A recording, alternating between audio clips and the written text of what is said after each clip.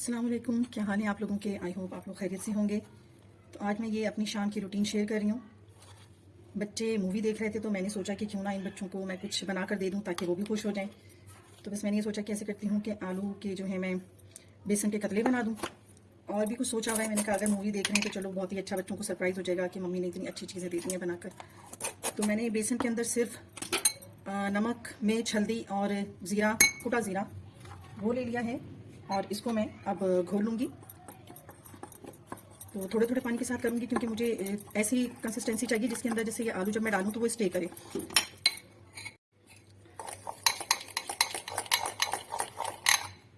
ये थोड़ी देर ही मैंने इस तरह फोर्क से किया है, मतलब आपके पास कुछ भी हो हाथ से भी यूज़ कर सकते हैं। तो ये फोर्क से बहुत इजीली इसके जो गुठलियाँ होती हैं वो डिज़ोल्व हो जाती हैं, तो इसके अंदर कोई भी लम्प्स नहीं है।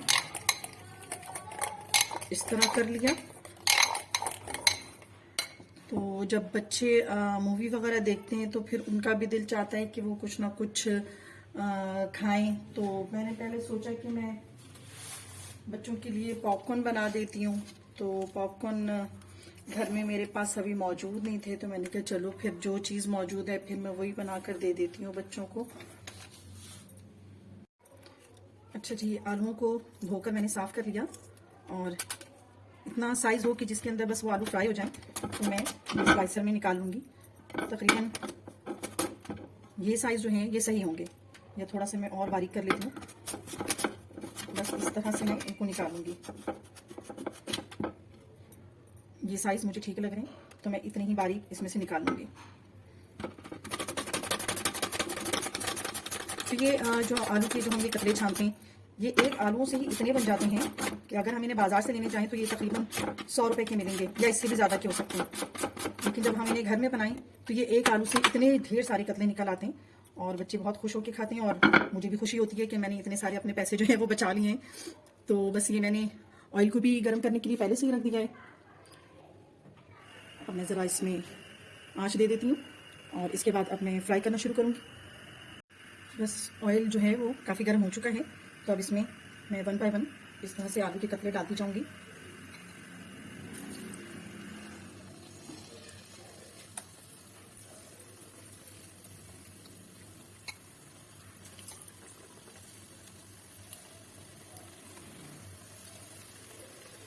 ये देखें बेसन के इतना ऐसी कंसिस्टेंसी हो ना कि इसके अंदर जो है ये आलू के साथ ही स्टे करें।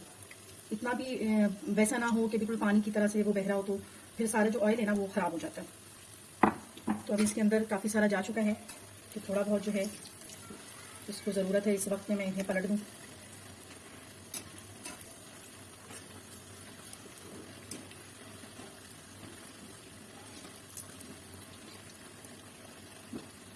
बेसन के काफ़ी सारे फ़ायदे हैं, मतलब किचन में अगर बेसन हो तो इसके साथ साथ जो हम बहुत सारे कुछ बना सकते हैं, पकोड़े, आलू के छल्ले या फ्राइज़ या बेसन के बहुत सारी चीज़ें होती हैं जो बना सकते हैं। तो बेसन अगर किचन में मौजूद हो और गेस्ट आ जाएं, अचानक आ जाएं, तो झटपट जो है कुछ ना कुछ मैं बना लेती हूँ और सारी ख़वातीन बना लेती होंगी यकीनन। तो ये बेसन के बहुत अच्छे फ़ायदे हैं और किचन में मौजूद भी होना चाहिए। काफ़ी जो है ना मुश्किल वक्त में हमारे ये काम भी आ जाते हैं। तो ये एक बैच जो है ये तकरीबन हो गया है, मैं इसे निकाल लेती हूँ।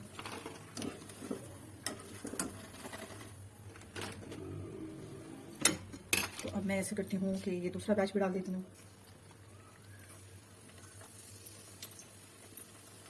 तो बच्चे जो कि मूवी देख रहे हैं शायद और कज़न्स भी आए हुए हैं, तो मैंने कहा कि चलो उन सब के फिर मज़े हो जाएंगे।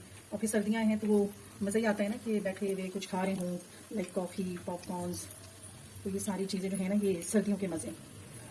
गर्मियों में ऐसा जिस वक्त तो किचन में भी आने का दिल नहीं चाहता।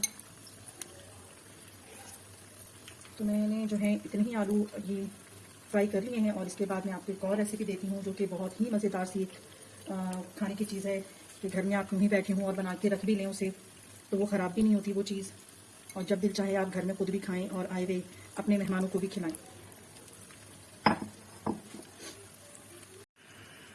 तो अब ये तकरीबन जो दूसरा बैच जो मैंने डाला था ये भी हो गए। थोड़े से आलू और रह गए तो उनको भी मैं कर लेती हूँ। बस ये आखिरी बैच भी हो गया। मैं आपको दिखाती हूँ कि एक आलू से हमने कितने सारे जो हैं ये आलूओं के बेसन के कतले बनाए हैं।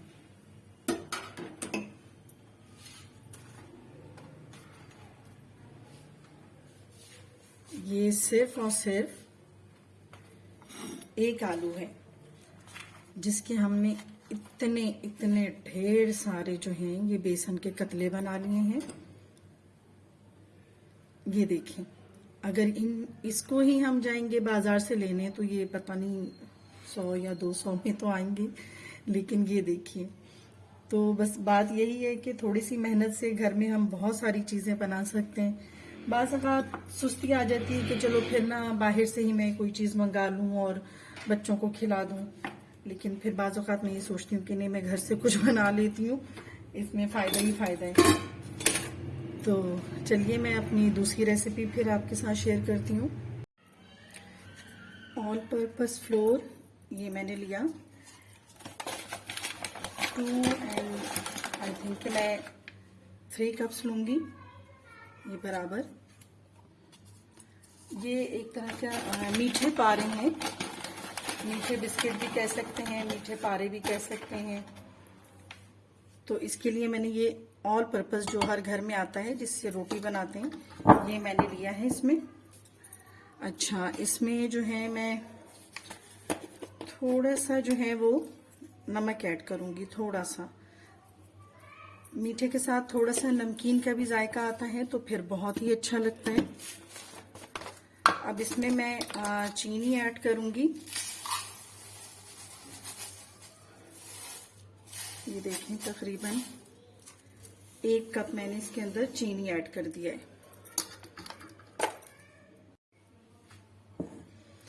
इसमें कोई क्वांटिटी तो नहीं है, बस मैं अंदाज से ही इसके अंदर ऑयल डालूंगी।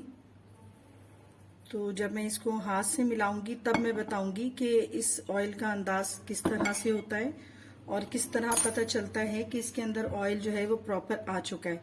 ऑयल डालने से जो है वो मीठे पारे बहुत खस्ता होंगे अगर ये प्रॉपर गया है तो, और अगर कम पड़ गया है तो फिर वो खस्ता पारे जो वो खस्ता नहीं होंगे और बहुत ही अकड़े हुए टाइट और बिल्कुल ही सख्त से हो जाएंगे। तो इसलिए मैं इसके अंदर अभी आपको बताती हूँ कि इसका अंदाज हम किस तरह से बताएंगे।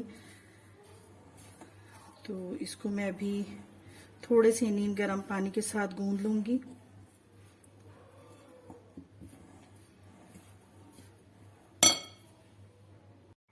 अच्छा जी, मैंने इसके अंदर पहले 1 कप शुगर डाल दिया था, लेकिन मेरे भाई की तरफ से फरमाइश आई कि बहुत ज्यादा मीठा बनाना, हल्का मीठा ना हो ये मीठे पारे। तो इसके अंदर मैं थोड़ी सी चीनी और ऐड कर लेती हूँ ताकि ये फीके ना हो।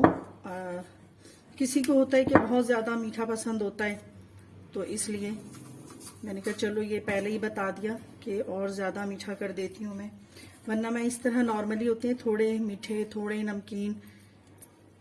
तो चलो अब इसको हम गूंदना शुरू करते हैं।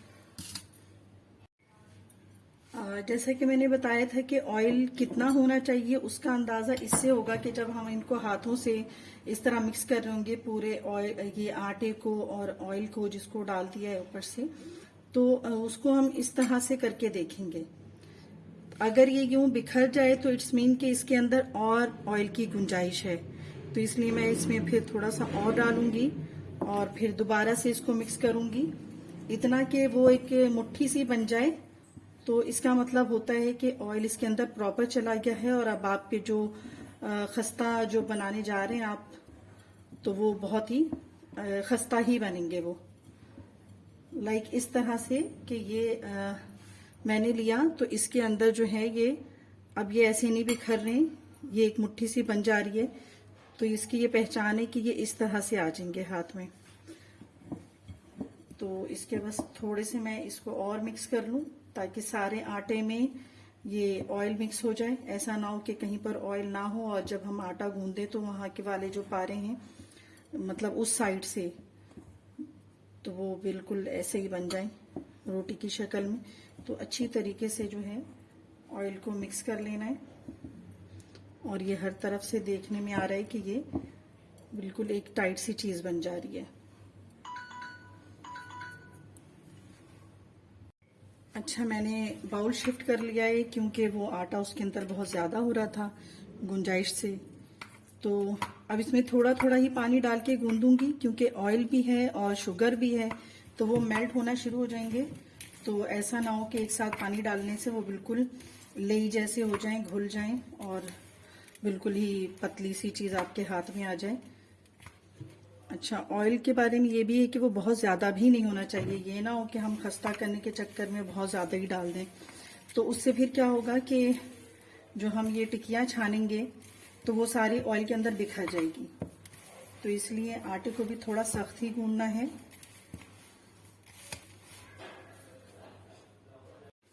ये देखिए, इस आटे को मैंने गूंद लिया और अब मैं 5-10 मिनट इन्हें रेस्ट दूंगी और इसके बाद पेड़े बनाकर इन्हें बेल के छानती जाऊंगी।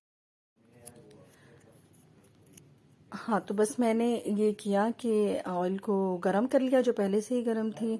तो इसके अंदर फिर मैंने ये किया कि पेड़े बना लिए। पेड़े जो हैं वो ज़्यादा रोटी के साइज़ के नहीं होंगे, यकीनन वो ज़रा बड़े ही पेड़े होंगे और इनको भी ना काफ़ी मोटा ही बेलना है, पतला बिल्कुल नहीं करना। इस तरह से वो जो खस्तापन है वो ख़त्म हो जाता है।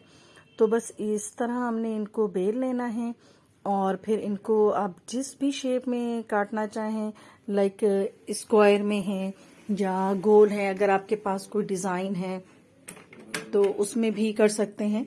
तो मैंने जो है इनको नमक पारे की शक्ल में ही काट लिया फिलहाल, क्योंकि बच्चे वेट कर रहे थे चाय के साथ, तो इसलिए मैंने जल्दी जल्दी कर लिया, वरना मैं इन्हें फिर मुख्तलिफ डिज़ाइंस के साथ भी बनाती। तो मैंने पहले 1-2 पहले फ्राई कर लिए ताकि वो पता चल सके ना कि इनकी मिठास भी सही है और खस्ता भी सही है। तो इसलिए मैंने 2-3 जो हैं वो पहले ही फ्राई करके देख लिए। तो जब ये थोड़े से ठंडे होने के बाद मैंने देखा तो ये बहुत ही ज़्यादा खस्ता कुरकुरे बन चुके थे ये, और ठंडे होने के बाद तो और भी अच्छा हो जाता है ये। जितना मतलब जितने देर के बाद खाएं तो और भी अच्छा हो जाता है। आप इसको बना के मतलब कंटेनर में रख लें, जार में रख लें, और जब भी चाय पीने का मूड हो और कुछ खाने का मूड हो तो इसको खा सकते हैं। तो इस तरह से भी बना के इसको मैं रख लिया करती हूँ और ये बहुत ही अच्छा होता है। एक तो सर्दियों में कि बार बार कुछ बनाएं तो कुछ ऐसी चीज़ें भी हो ना जो कि बन के रखी हुई हों और जब दिल चाहे आप उन्हें खा भी लें। तो इसीलिए मैंने इसको ज़्यादा ही करके बना लिया, क्योंकि मुझे अपने भाई को भी देना था, क्योंकि जिसकी फरमाइश थी उसे तो देना ही है।